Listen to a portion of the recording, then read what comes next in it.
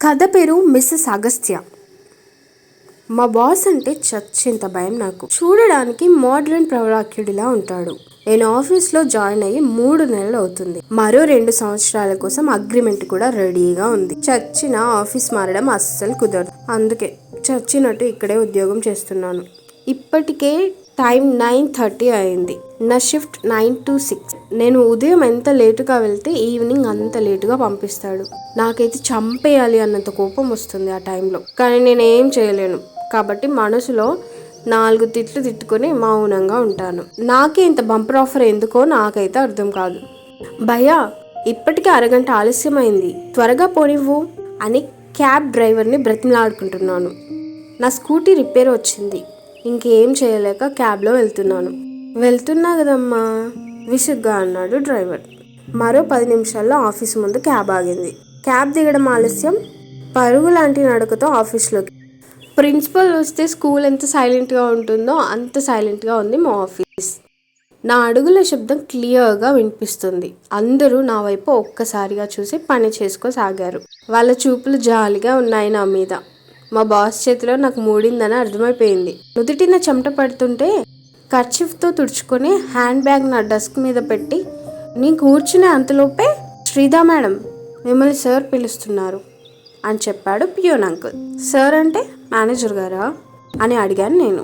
కాదు మేడం, ఎండి గారు పిలుస్తున్నారు అని పియోన్ అంకుల్ చెప్పగానే నా ఫ్యూజ్లు ఎగిరిపోయాయి. మా ఎండి పేరు వినగానే బుజ్జి కుక్క పిల్లలా ముడుచుకుపోయాను. పియోన్ అంకుల్ వెళ్ళిపోయారు. దేవుడా, ఈ మనిషికి నేనంటే ఎందుకంత కోపం అని దేవుణ్ణి ప్రశ్నించాలి అనుకుని ఆగిపోయాను. ఈ మనిషి ఎవరికీ అర్థం కాడు.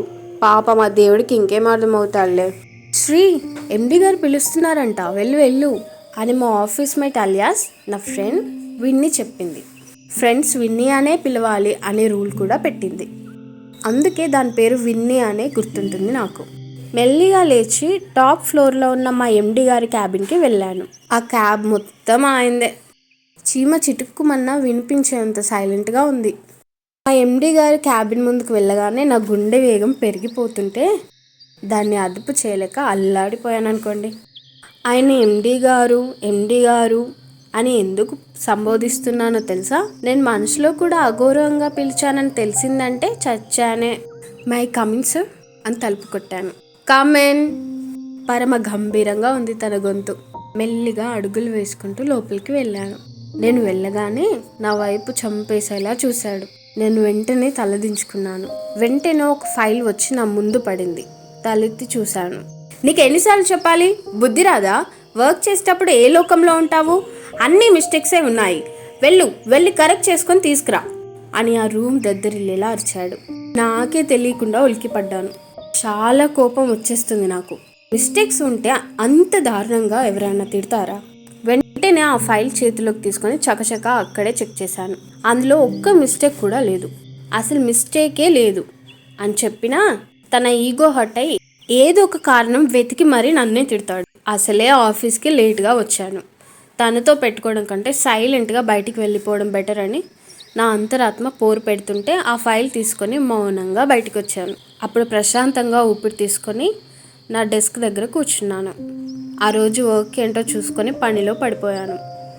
1 గంట సమయంలో ఆ ఫైల్ ఓపెన్ చేసి చూశాను. మిస్టేక్స్ కరెక్షన్ చేసినట్టు ఆయన గారికి చెప్పాలి కదా. పొరపాటున ఇంకేవైనా మిస్టేక్స్ ఉంటే నన్ను చంపే పొడుస్తాడు. అందుకే మరొకసారి చెక్ చేశాను. క్లయింట్స్కి పంపించడానికి ఫైల్ అప్రూవ్ చేసినట్టు సైన్ ఉంది. నాకైతే పిచ్చి లేసింది. కావాలని నా మీద అరుస్తున్నాడని క్లియర్గా అర్థమైపోయింది. ఆ ఫైల్ తీసుకొని మా బాస్ ముఖాన కొట్టాలి అనేంత కోపం వస్తుంటే బలవంతంగా ఆపుకొని సీట్లో వెనక్కి వాలి కళ్ళు మూసుకున్నాను. మరో అరగంట తర్వాత శ్రీ, లంచ్ చేయవా అంటూ వినీలా నిద్రలేపింది. బాబోయ్, నాకే తెలియకుండా నిద్రపోయాను. మా బాస్ చూస్తే చంపేసేవాడు. అలవాటు ప్రకారం నా బ్యాగ్లో బాక్స్ వెతికాను. ఖాళీ బ్యాగ్ దర్శనం ఇచ్చింది. నేను హడావిడిలో పడి బాక్సే పెట్టుకోలేదు అన్న విషయం అప్పుడు గుర్తొచ్చింది. నాకేమో క్యాంటీన్ ఫుడ్ అస్సలు నచ్చదు. చాలా రుచిగా ఉంటుంది కానీ నేను బయట ఫుడ్ అసలు తినను. నిజం చెప్పాలి అంటే బయట ఫుడ్ తిని డబ్బులు ఖర్చు చేసుకోవడం నాకు ఇష్టం లేదు. నాకు అంత ముఖ్యం డబ్బులు అంటే. ఈ పూటకి మంచినీళ్ళతో సరిపెట్టుకుందామని అనుకున్నాను. డెస్క్ మీద తలపెట్టుకొని అలాగే కూర్చున్నాను. కాసేపటికి షూ అడుగులు వినిపిస్తుంటే తల తిప్పి పక్కకు చూసిన నాకు మోడ్రన్ ప్రవరాఖ్యుడిలా నవమన్మధుడిలా పాకెట్లో హ్యాండ్ పెట్టుకొని మరో చేత్తో బ్రీఫ్ కేస్ పట్టుకొని ఒక రేంజ్ స్మైల్ మెయింటైన్ చేస్తూ నడుచుకుంటూ వస్తూ కనిపించాడు. అదే మా బాస్ అగస్త్య చక్రవర్తి. అప్రయత్నంగా లేచి నిలబడ్డాను. ఆఫీస్ అంతా ఒకసారి చూసి నా వైపు అలాగే చూశాడు. వెంటనే తలదించుకొని నిలబడ్డాను. కమ్ విత్ మీ అని ముందుకు నడుచుకుంటూ వెళ్ళిపోయాడు. తను అన్న మాటలకి బిగుసుకుపోయాను. ఇప్పుడు ఆయన గారు నన్నెందుకు రమ్మంటున్నారో అర్థం కావట్లేదు. వెళ్తూ వెళ్తూ వెనక్కి తిరిగి నా వైపు ఒక చూపు చూశాడు. గబా గబా బయటకు వచ్చేసాను. నేను బయటికి వచ్చిన తర్వాత నా వైపు చూడకుండా ఎటో చూస్తూ కనిపించాడు. సార్ మెల్లిగా పిలిచాను నేను. నా క్యాబిన్లో లంచ్ బాక్స్ ఉంది. నేను బయటికి వెళ్తున్నాను. ఆ లంచ్ వేస్ట్ అవుతుంది. నాకేం చేయాలో తెలియట్లేదు. ఆయన నా వైపు తల తిప్పి చూశాడు. ఏం చేయాలని నన్ను అడుగుతాడేంటి? ముఖం విసుగ్గా పెట్టుకొని మా బాస్ వైపు చూశాను. తన చూపులు నన్నే చూస్తున్నాయి. చిరాకంతా పక్కన పెట్టి చూశాను తన వైపు. మళ్ళీ అలా చూసావు ఇలా చూసావు అని ఆ వంక పెట్టుకొని ఇంకెన్ని తిడతాడు అని భయం. కార్ తాళాలు తిప్పుతూ చెప్పు ఏం చేద్దాం అని అడిగాడు. నాకెలా తెలుస్తుంది సార్ అని అతి వినయం ప్రదర్శించాను. తన చూపులు సూటిగా మారేసరికి తడబడి సర్దుకొని సార్ నాకు ఎలా తెలుస్తుంది చెప్పండి అని ఈసారి మామూలుగా అడిగాను. అయినా ప్యూన్ అంకుల్ని పిలిస్తే సరిపోయేది కదా, నన్ను పిలిచి అడగడం ఎందుకు అని లోపల గొనిగాను. ఆ బాక్స్ వేస్ట్ అవ్వకూడదు అన్నాడు. ఎవరికైనా ఇచ్చేయండి అన్నాను టక్కున. ఒక్క చూపు చూశాడు. ఏం మాట్లాడినా చూపులేంట్రా, అంత కోపం ఎందుకు వస్తుంది నీకు అని అనుకుంటూ తన వైపు చూశాను. ఆ బాక్స్ మొత్తం ఖాళీ అవ్వాలి అన్నాడు. అదే సార్ ఎలా అని అడిగాను అయోమయంగా బుర్ర గోక్కుంటూ. నువ్వు తినే ఖాళీగానే ఉన్నావుగా అని చిరాగ్గా ముఖం పెట్టాడు. నేనా అని కాస్త గట్టిగా సర్దుకొని నేను తినను సార్ నాకు ఆకలి లేదు అని వెళ్ళిపోతుంటే నా చేతులు పట్టుకొని లాగానే స్ప్రింగ్లా వెళ్ళి తన దగ్గరికి చేరుకున్నాను. తనకి కాస్త దూరంలో నన్ను ఆపి గోడ కానించాడు. ఆ హఠాత్ పరిణామానికి బిత్తరపోయి చూస్తుంటే నన్ను ఎటు కదలనివ్వకుండా నా చేతిని పట్టుకొని తన చెయ్యి గోడపైకి పెట్టి మరో చెయ్యి నా ఫేస్ పక్కన పెట్టాడు. తనేమో అత్యంత దగ్గరగా ఉన్నాడు కాబట్టి, నాకంటే హైట్ కాబట్టి తన వెచ్చని శ్వాస నా నుదురుని తాకుతుంది. తన కళ్ళేమో నన్ను కోపంగా చూస్తున్నాయి. ఇప్పుడు నేను ఏమన్నాను? ఇంతలా చంపేసేలా ఎలా చూస్తున్నాడు చూడు. తినను అన్నాను అంతే కదా, ఆ మాత్రం దానికి ఇలా చూడాలా అని మనసులో అనుకుంటూ భయంగా తన వైపు చూశాను. నా మాటకి ఎదురు చెప్తావా? ఏమనుకోవాలి దీన్ని? మాట్లాడుతుంటే వెళ్ళిపోతున్నావు గట్టిగానే అరిచి తన చేత్తో నా ముఖం పక్కన గోడ మీద పెట్టాడు. ఉలిక్కి పడ్డాను. గట్టిగా కళ్ళు మూసుకున్నాను. నా గుండె అదిరిపడింది. లుక్ ఎట్ మీ అని గట్టిగా అరిచాడు. భయంతో నా అరిచేతులు చల్లగా అయిపోయాయి. కళ్ళు మాత్రమే పైకెత్తి తన వైపు చూశాను. నాకు ఆకలి లేదు అన్నాను ఉక్రోషంగా కన్నీళ్లతో. చూప్ అరిచాడు. దెబ్బకి నా నోరు మూతపడిపోయింది. నేను ఇచ్చే పనిష్మెంట్ ఇదే నీకు. నేను మరో గంటలో వస్తాను. నా బాక్స్ ఖాళీ అవ్వలేదు అంటే అక్కడితో మాటలు ఆపి ఖాళీలు పూరించమన్నట్టుగా నన్ను బెదిరించి అక్కడి నుంచి దూరం జరిగాడు. అప్పుడు ఊపిరి పీల్చుకున్నాను నేను. వెళ్ళిక అనేసి వెనక్కి తిరిగి వెళ్ళిపోయాడు. నేను చూస్తూ ఉండగానే తన కారు ముందుకు దూసుకుపోయింది. చాలా కోపం వస్తుంటే కష్టపడి కంట్రోల్ చేసుకున్నాను. విసుగ్గా లోపలికి వెళ్ళాను. ఏం చేయాలా అని ఆలోచిస్తుంటే ఒక బ్రహ్మాండమైన ఉపాయం తట్టింది నాకు. సార్ గారి బాక్స్ తీసుకొచ్చి క్యాంటీన్లో ఉన్న అందరికీ పనిచేశాను. నాకేమో పిచ్చి ఆకలిస్తుంది. క్యాంటీన్లో 2 సమోసాలు తీసుకొని ఆకలి తీర్చేసుకున్నాను. ఆ బాక్స్ని తీసుకెళ్ళి మా బాస్ క్యాబిన్లో పెట్టేశాను. ఇప్పుడు అంటే నేను కష్టాల్లో ఉండొచ్చు, నా దగ్గర సరిపడా డబ్బులు లేకపోవచ్చు, కానీ ఆత్మాభిమానం మెండుగా ఉంది. ముందు ముందు ఈ ఆత్మాభిమానం నన్ను ముంచెత్తుతుందో లేక ఆకాశానికే ఎత్తేస్తుందో చూడాలి. మరి ఇవాళ నేను వచ్చేసరికి చాలా ఆలస్యం అయిపోయింది కాబట్టి నేను ఎక్స్ట్రా 6 గంటల పాటు డ్యూటీ చేయాలి. అందరూ 6 గంటలు అవగానే వెళ్ళిపోతున్నారు. నేను సూరమంటూ అక్కడే కూర్చున్నాను. మా బాస్ ఆఫీస్లో లేడని నేను ఇంటికి వెళ్తే తర్వాత రోజు ఎక్స్ట్రా టైం వర్క్ చేయిస్తాడు. మరి ఇవన్నీ అవసరమా అనుకుని అలాగే కూర్చొని టేబుల్ మీద తలపెట్టుకొని కళ్ళు మూసుకున్నాను. నిజానికి నాకు ఇంకే వర్క్ లేదు. ఎప్పుడు నిద్రపోయానో నాకే తెలియదు. నిద్రలో మంచి మంచి కళల్లో విహరిస్తూ ఉండగా నా భుజం మీద ఎవరో తట్టడంతో మెలకు వచ్చింది. అమ్మా ప్లీజ్ అన్నాను అలవాటుగా. ఈసారి నా తల మీద మొట్టికాయ పడింది. ఉలిక్కిపడి చూశాను.